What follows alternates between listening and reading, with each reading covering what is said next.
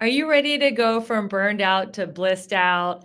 I'm Rebecca Whitman. I will share with you my 7 pillars of abundance and interview experts that will help you get all 7 areas of your life in alignment so that you can be balanced, beautiful, and abundant. Let's get into the show.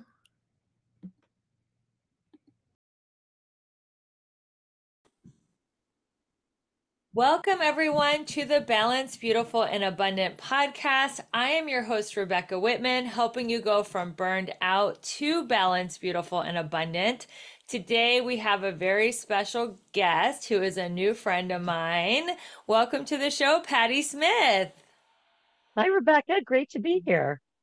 I know thank you. We've been planning this for months and months and knowing we were going to have this incredible conversation. And now the day is finally here, and I cannot wait to talk to you. Yes, I'm excited too. It's been great getting to know you, and I just love what your podcast, your show's all about. Thank you so much. Well, let me tell my audience a little bit about you. So, Patti Smith is a seasoned professional. She has carved her success in several industries, including fashion, publishing, luxury, and healthcare. She has won multiple sales awards.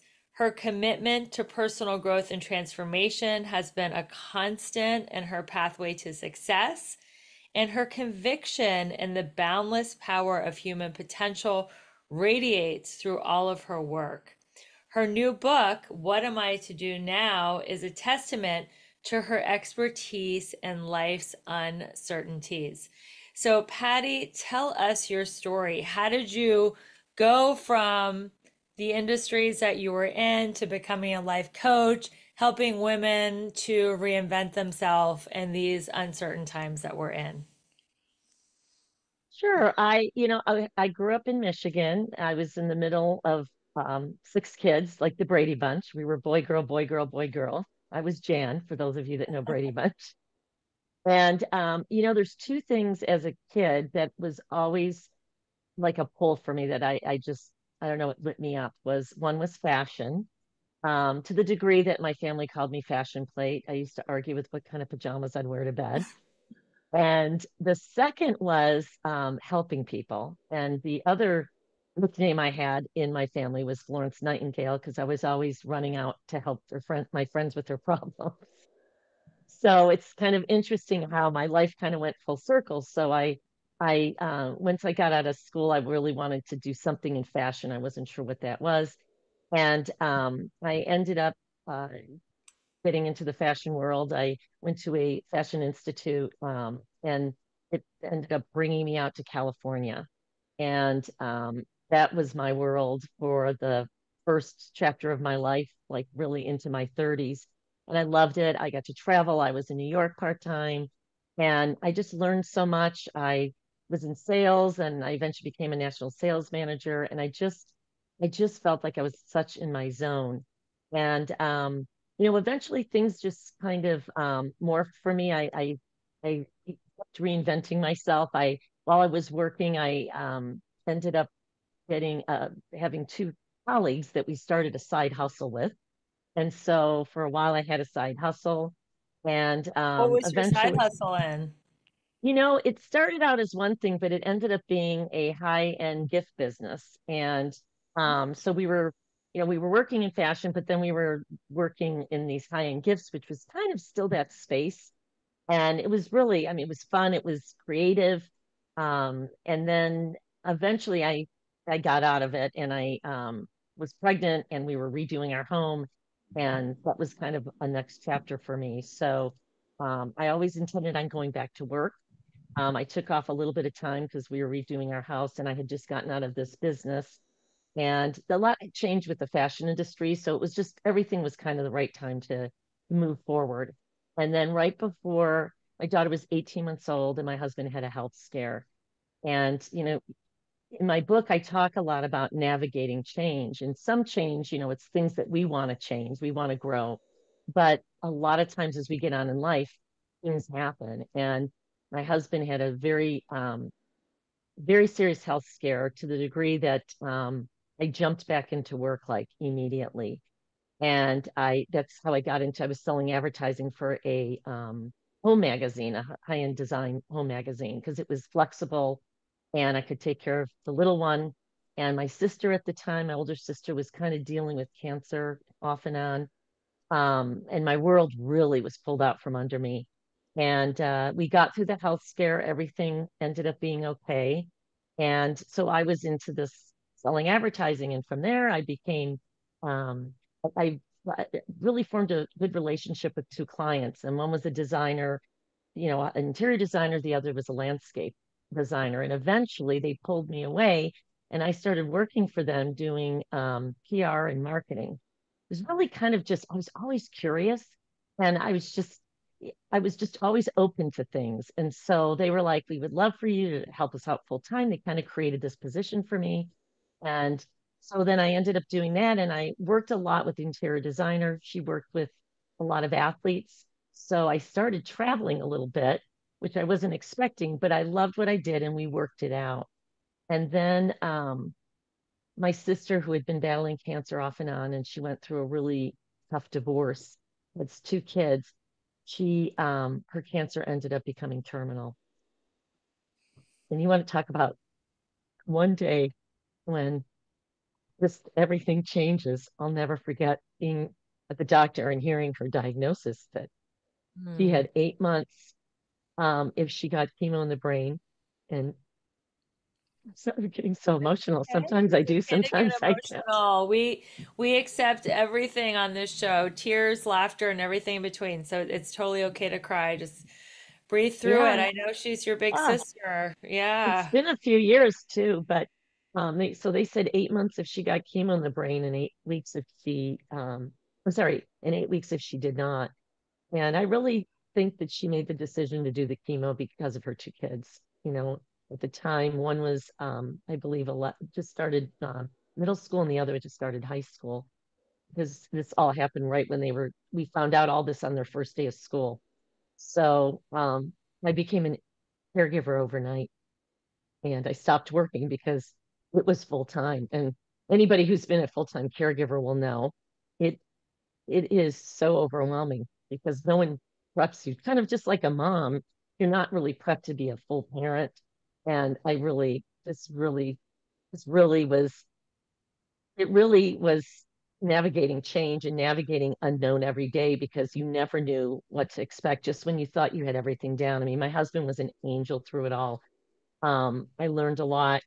Um, it tested me so much, but it also really changed a lot for me. My sister ended up doing well through different chemos, and she lasted 8 months. And finally, she passed away. And it was interesting through that journey. My life was healthcare, and it was tough navigation, but there were some beautiful things of it. And one of them was finding hospice. And my sister got in early enough, and I just was so touched by all of that that when she passed away, I decided I'm going to completely switch gears and reinvent myself once again and get into healthcare. And I didn't know what I wanted to do exactly, but I felt this pull for advocacy. And it's just suddenly something just changed in me. Again, that curiosity in me. I, you know, so I started sending resumes against nothing. I hadn't looked for a job like this in so many years. And finally, I reached out to somebody and at a hospice that we used and said, I'm not sure what I want to do, but I want to be in this space. And they recommended me going and talking to some networking groups and getting in front of people. And I did. And I, I landed into some different things and eventually landed in an entrepreneurial company. And they created a position for me. I was VP of Relational Partnerships and I loved it. It felt like my soul was being fueled by this work. It was such a connection. I just felt connected with just everything we went through with my sister, and that she was just in a better place, and it just felt right. And then the CEO asked me to be president. I didn't think it was a good fit, but after 8 months of encouragement, I thought I'll do it temporarily. And it was a big talk about navigating something that I it was such a big move for me because it was in technology, which is not my space. I was more about relationships and partnerships and marketing and that kind of thing. But I was on my green growing edge of so much unknown, but I loved it. What did It you call was it? Your what edge? Your green growing my edge? green growing edge. Well, tell us It's what like that means. Is that a concept from your book? Your green it growing edge? is. Okay, It is, tell and us. it's so funny. It's become so much a word that I say that when I put that in my book, my editor said, "You better explain green Yeah, growing edge." And there you yeah. go. Green growing edges, throughout my book, I talk about your what's next evolution because we are constantly evolving and we were designed to grow and evolve till we take our last breath. And that looks different through the different seasons of life. But I think what happens is we tend to stagnate and stall, especially in midlife. And it's like our world kind of gets smaller. We get so comfortable that we don't push ourselves anymore. And the green growing edges, when you step out of that comfort zone and you're excited, it's like you're excited and curious, but it's also kind of scary. That's your green growing edge of your what's next evolution, the next space you're going to evolve into. And so I really felt that way taking that position. And you know what? It was amazing. I learned so much. And I ended up having to, sadly, our CEO kind of went rogue and we had to actually kick him out. And then I eventually had to make a decision to shut down the company. It was based on, I mean, everything was okay, but And then how did just you become a life coach? well, after that happened, I don't know. I have never taken a setback to heart like I took that setback. Even though it wasn't my company, I to have to shut a company down, I had to bring somebody in to help me do it. It really played a number on my self-confidence. I just thought, here I thought I was doing this was my next, and it was fulfilling, and I'm helping people with the work that we did. And it's just like and then it just wasn't. And I think my identity was so wrapped up in that it really took me back. And I for for a New York minute, I was telling one of my friends, I think I'm just going to go get a job and maybe I'll just work at, in the mail, you know, for the post office. Not that there's anything wrong with that, but I don't know why that popped in my head. But she's just like, what? And I realized that was a moment when I was just really feeling uncomfortable and small. And you know what? Maybe this is enough for me. And I knew deep down that wasn't the truth. And so my one of my friends had been asking me for 3 years to go to a personal development event. And I kept not having the time, right? 'Cause all these things, like just life was full. And so I decided that this might be a good time. And I went and it literally opened up my world And again. which event was that? It was Mary Morrissey's Dream Builder Live event. And what opened up for me was, this idea of, you know, you're just getting started, and I thought about my mom and my sister who at that time had already both passed away. Well, actually, my mom hadn't passed away yet. My mom wasn't doing great.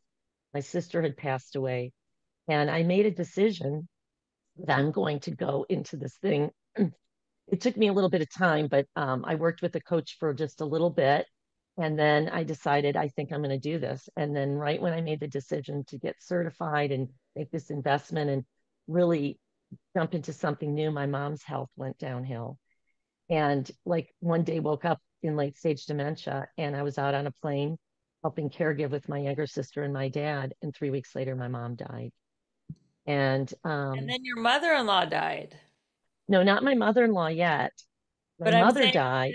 since we talked for a little bit before we hit the record, you've shared with me about your sister's passing, your mom, your mother-in-law, and it's Yeah, like you've had a well, lot of loss.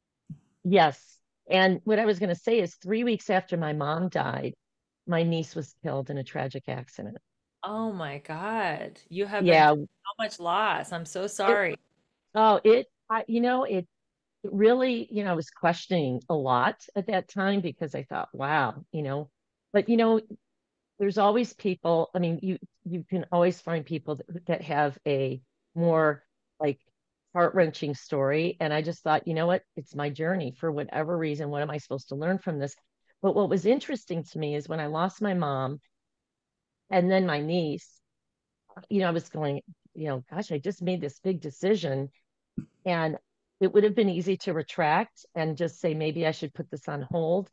But the weird thing that happened was the opposite. It made me so like such a burning desire to really go for this thing because I was realizing how precious life was. I lost Mm. my sister when she was 50. Then 5 years later, my mom dies at 82. And then 3 weeks later, my niece dies just shy of her 21st birthday. And it really brought home that whole point of you don't know what the next day is going to hold for you. And it changes like that. And Yes. so having this vision of something that was lighting me up really, I think, got me through my mom's loss and then my niece. And so It really and lit a fire under your butt. Like, it did, life it is did. now. And We're not promised tomorrow. Like, I have this vision of becoming a coach and helping women. I got to do it.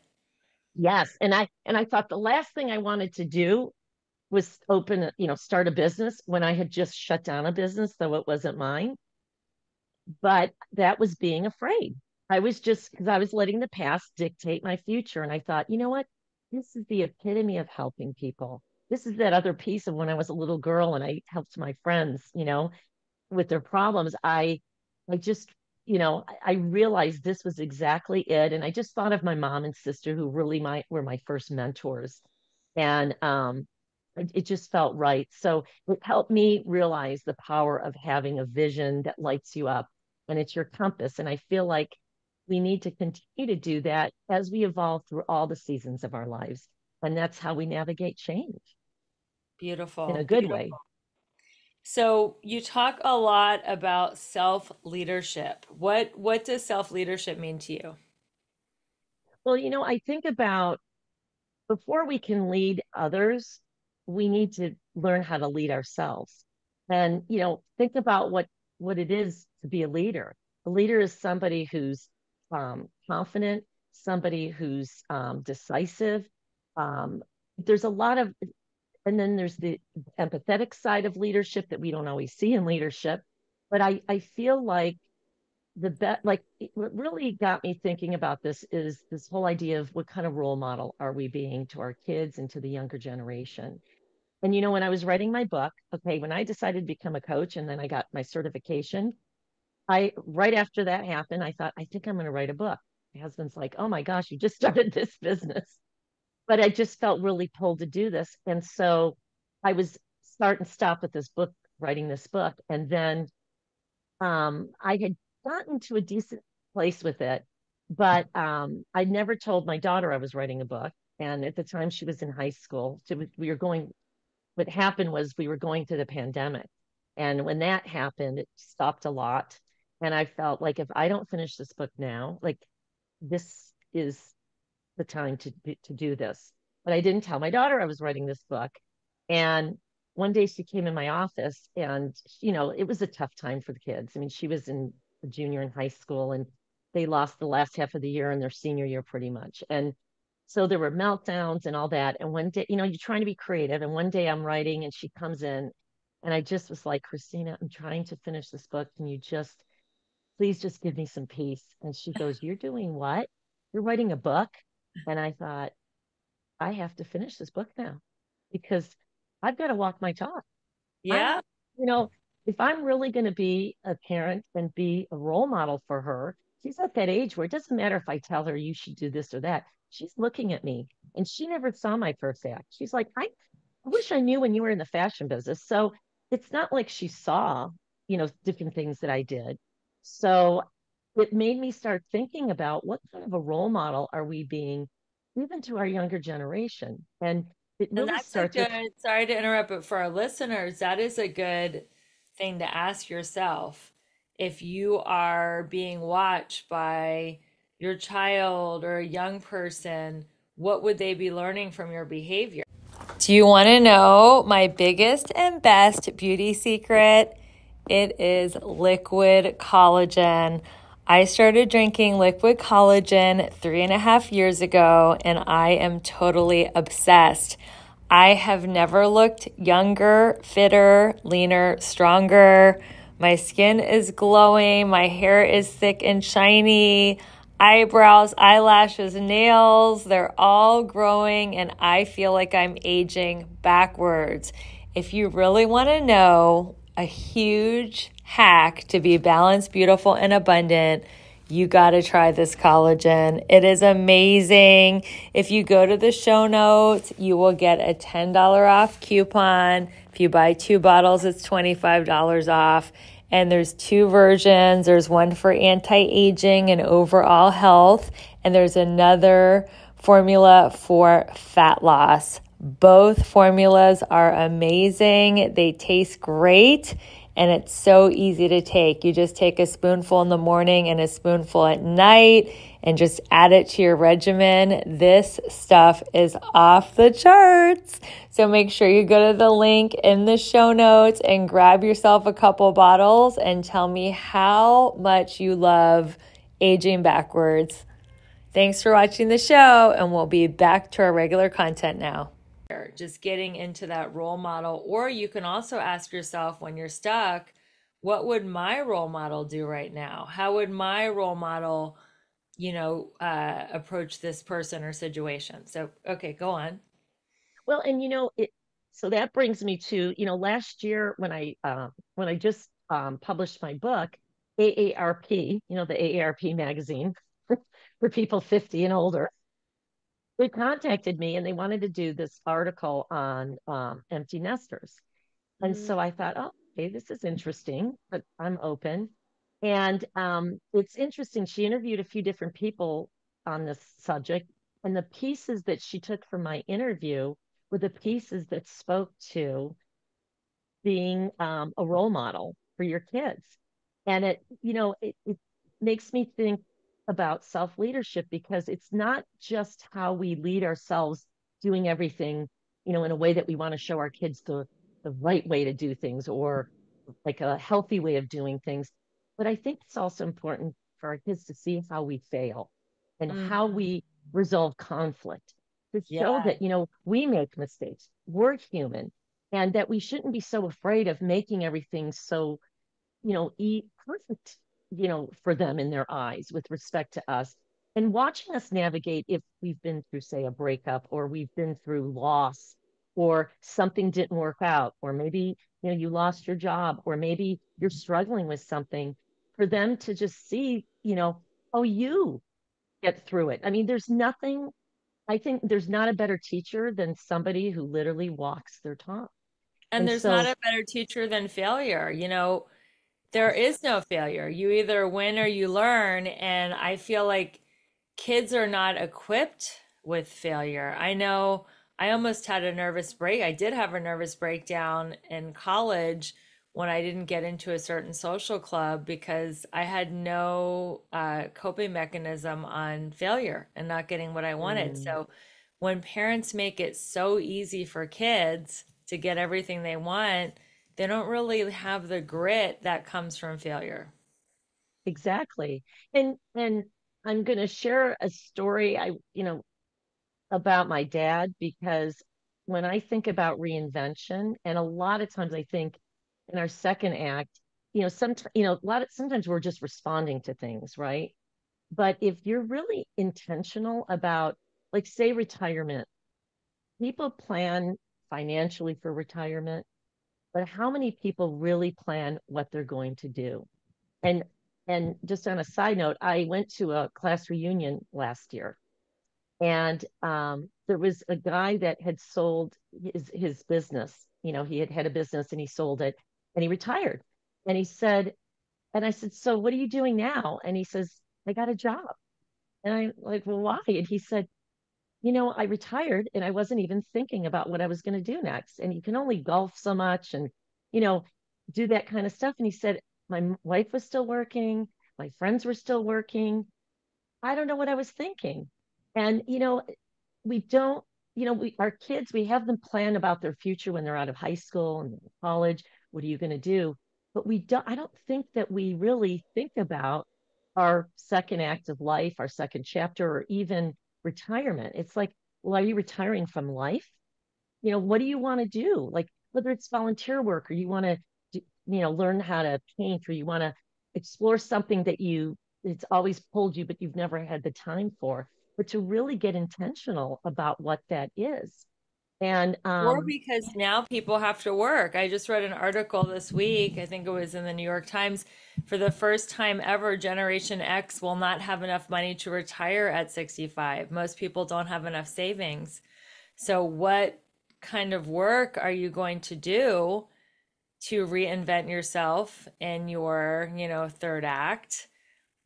When you're at 65 and above, it is definitely going to be reinvention time. You're not going to want to do the same job that you've been doing for 30 or 40 years. So that is why reinvention is so important. So, what kind of advice? And this is an amazing book, guys. I was so happy to get a copy. What am I to do now? Simple strategies to navigate the unknown and ignite what's next in your life. What are some strategies in the book for reinvention? well, I actually I broke my book out into three parts. And the first was just kind of laying a foundation. The second is actually a 7-step Ignite You system. And Ooh, then that the sounds.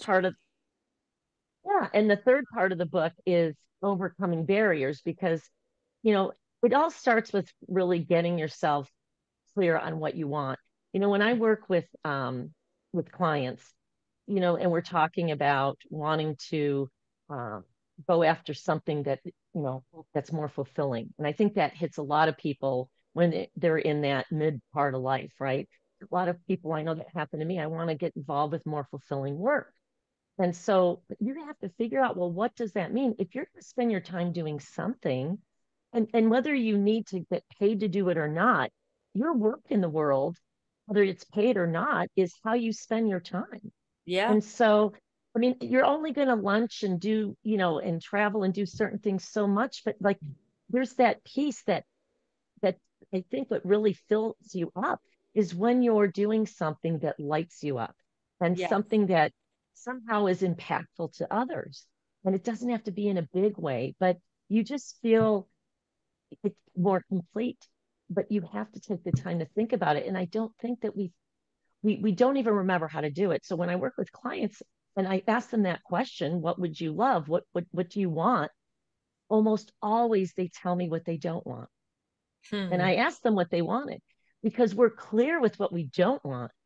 Most people, I think, in midlife and on are not clear. They may say, I want to be happy, I want love in my life, or but what does that mean? And so the Ignite You system really takes you through a process of doing that, of going through, each step of, first thinking about what are things that light you up. Forget about what other people think, forget about how silly it might sound, but to just really start writing down things that just make you happy. You don't even have to look at it like work, but just what are things, because the whole point is to get it out of your head and get it on paper and look and see what lights you up and what has meaning, like what's important to you at this point of your life. And so it takes you through, a whole process once you kind of do that, making decisions, because you have to make a decision. You have to take inspired action. I call it imperfect inspired action, because it's about moving forward. And, this brings me to my story about my dad, who, you know, I have to say, I never, like, my mom and my sister were my first mentors. And then I have my mentors from my personal development world that I have been amazing. Both Mary Morrissey and Sandra Yancey, from eWomen, just really inspiring people that continue to help me and empower me with moving myself forward. My dad, of all people, has really been such an inspiration. And the reason why I say that is my dad was a little bit more of an introvert. He's a little more shy. My mom was the outgoing social one. And my dad was very disciplined. My dad took care of his family, and worked very hard. But when my mom died, we always thought my dad was going to go first because he had a major heart attack in his 50s. And it's something that he did in his 50s that I don't even think he realizes that we think he's still around. And I'll get to that. But what happened was he got through this major heart attack and he still had a young family at home. So it leads us to when my mom passed. My mom got early dementia, and within 2 years, it one day woke up in late stage dementia. 3 weeks later, she died. My mom and dad had just celebrated their 50th anniversary. My dad, I have never seen him so broken and Mm. so lost. I mean, we were caregiving for 3 weeks with him. And to see my dad just, my younger sister and I have never seen him like that. And then 3 weeks later, my niece dies tragically. So we all are back home for another funeral with a lot of the same family. It's just devastation. My dad said, I haven't even processed your mom. I don't even know what to do with this. So my sister and I thought, he's just not going to make it. He's 87 years old. So my mom died in June. My niece passed away in July. And in the fall, my dad calls me one day and he says, Patty, he said, I made a decision.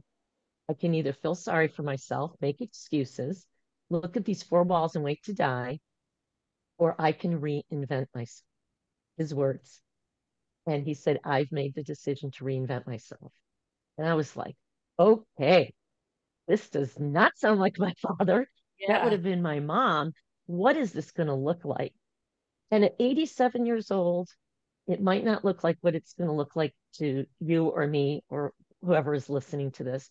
But for my dad, it was getting outside of his comfort zone. My dad taught himself, he took my mom's recipes out and thought, I'm going to teach myself how to cook. I don't know what I'm doing, but I'm going to just do it. Mhm. And I think it also helped him get close to my mom, but he started baking things. And this was not my dad. My dad was the guy at the Home Depot. He was building things. Yeah, that's interesting. He's sharing recipes with us. Then he wants to go, he's going to, shop at Sur La Table, the home Yeah. store. We're like, who's this man? He's replaced it with Home Depot. He's bringing stuff to church to show for the women, say, hey, if you guys want to sell this at your bake sale. And then the second thing he did, which was a thing he just never wanted to do, my mother always did this, is he started volunteering at church. He Mm. did volunteering. Great. So to see a man at 87 who's more of an introvert to step outside his comfort zone at that age has been unbelievable. And, it starts back to where I think he had that heart attack and he was a healthy guy. And so they're pretty sure it was from stress.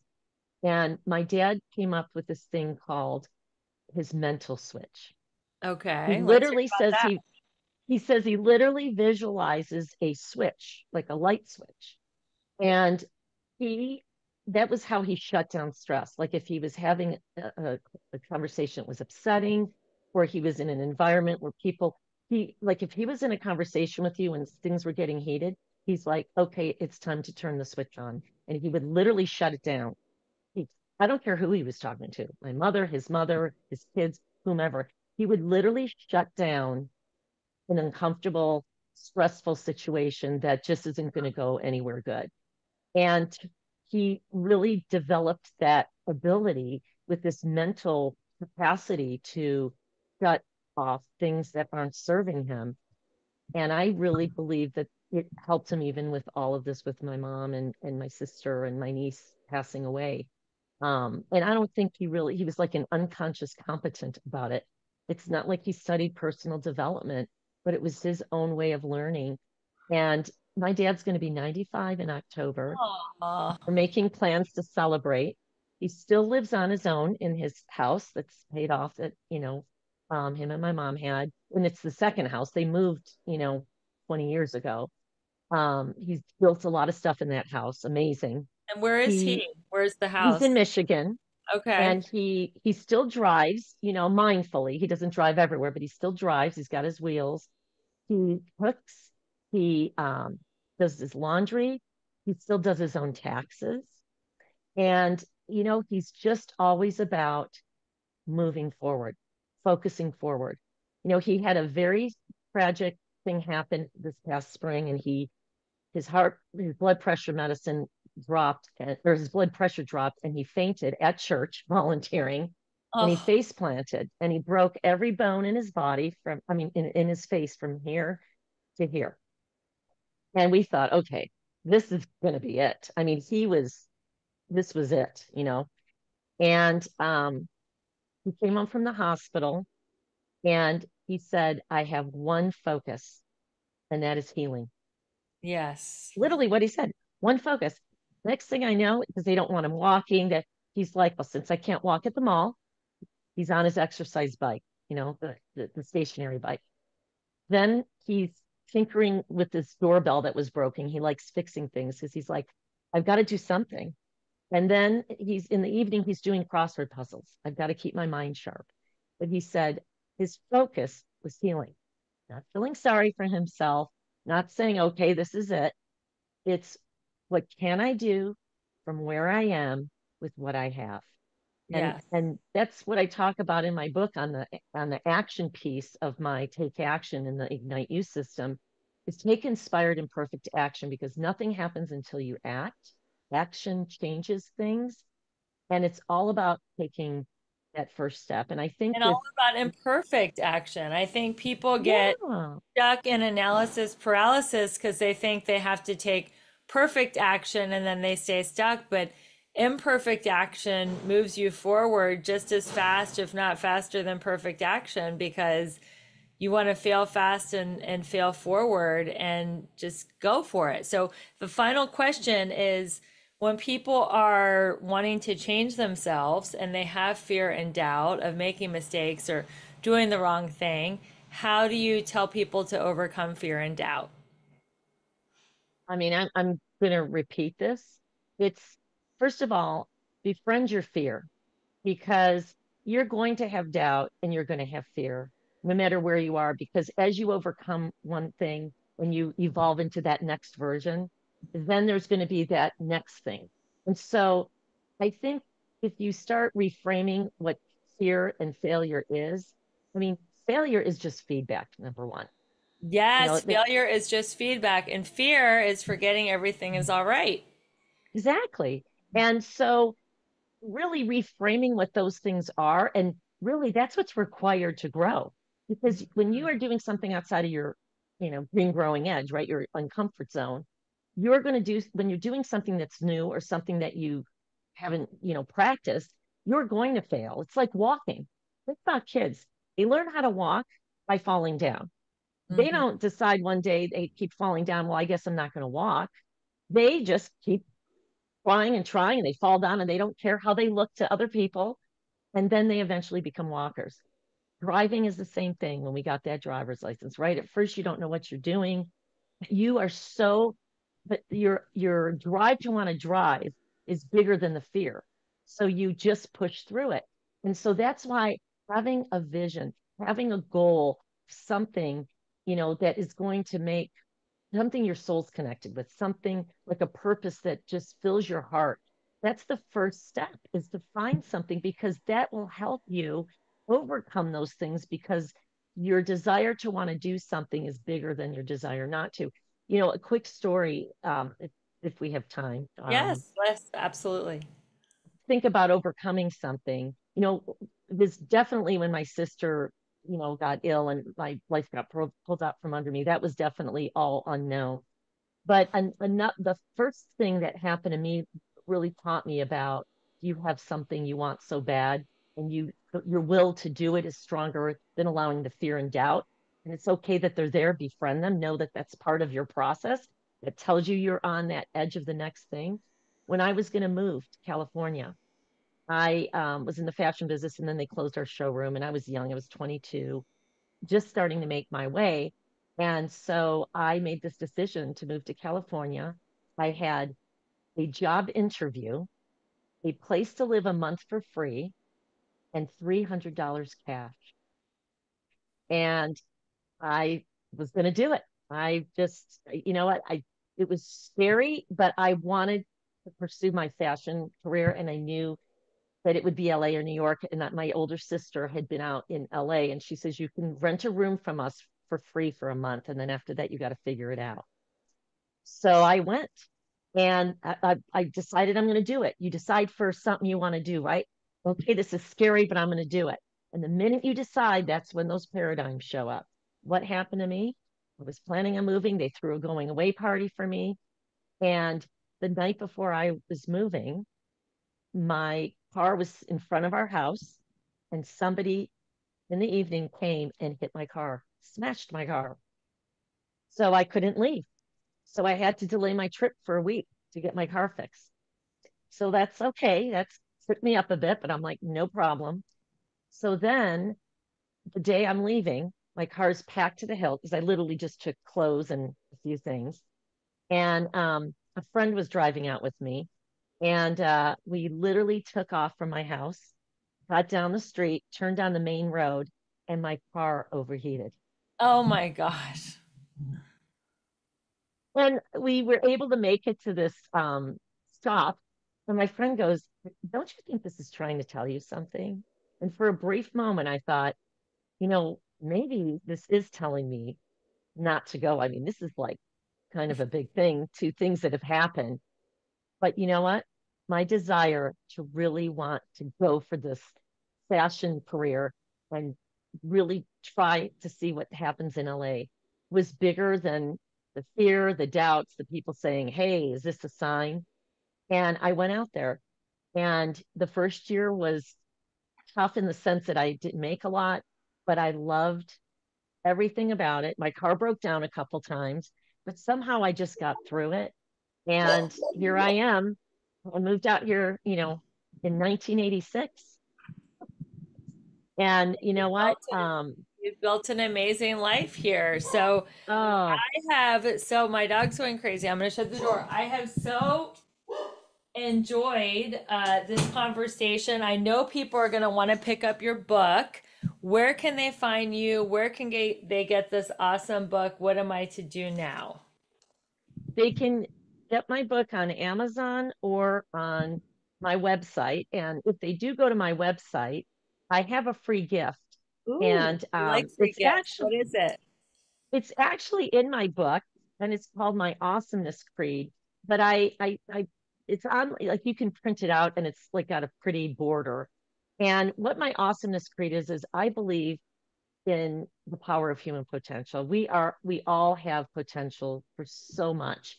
And you first have to believe in yourself. And I feel like I use the word awesome a lot. And I really think that potential in you, I call it your awesomeness. We all have this amazing awesomeness. And so I took the word awesomeness and I broke it down into a kind of a mantra to help you. Like every day we get up and we get dressed in the morning, right? And when you dress up, you feel a certain way. And I feel like, why not also dress up inside and put that awesomeness creed on? And it's really like an affirmation to help you feel empowered when you walk out the door. And so download that and you can print it out and put it in your office or put it on your mirror. And I help, I would love to know that I can help you in that way to just put your awesomeness on every day. I love that we get dressed every day on the outside. Let's get our insides prepared and dressed for the day with affirmations and the awesomeness creed. I want to print it out. Where is it? Where is it in the book? Or It's I'll get it from your website. Well, well, you I'll could, get it. if you put it on if you get it from the website, you download it, then it's in a nice, it's I'm got a gonna do pretty it. border around it. In fact, I've got mine right What is here. your website? Here it's framed. Oh, that's I mean, you beautiful. probably can't see it, but it's something that's, I wanted to make it pretty so you can look at it every day. And it's my website is Patty with an I, P-A-T-T-I, PattySmithCoaching.com. Awesome. Well, thank you so much, Patty, for being my friend and my guest on the Balanced, Beautiful, and Abundant show. And thank you, listeners. Don't forget to rate, review, subscribe, share this with a friend. This is a grassroots movement. We are totally excited to spread the word around the world that you don't have to live life burned out or drained or even overwhelmed. You can be balanced, beautiful, and abundant. I'm your host, Rebecca Whitman. We'll see you next time with another wonderful guest. And until we meet again, keep your vibe high and magnetize. Bye, everyone. Bye-bye. Wow, what an amazing show. I got so much value out of that, and I hope you did too. I would love to help you get unstuck. Which of the 7 key areas of life do you feel blocked in? Maybe you are stuck in your love life and can't manifest your soulmate. Maybe you just can't lose that last 10 pounds.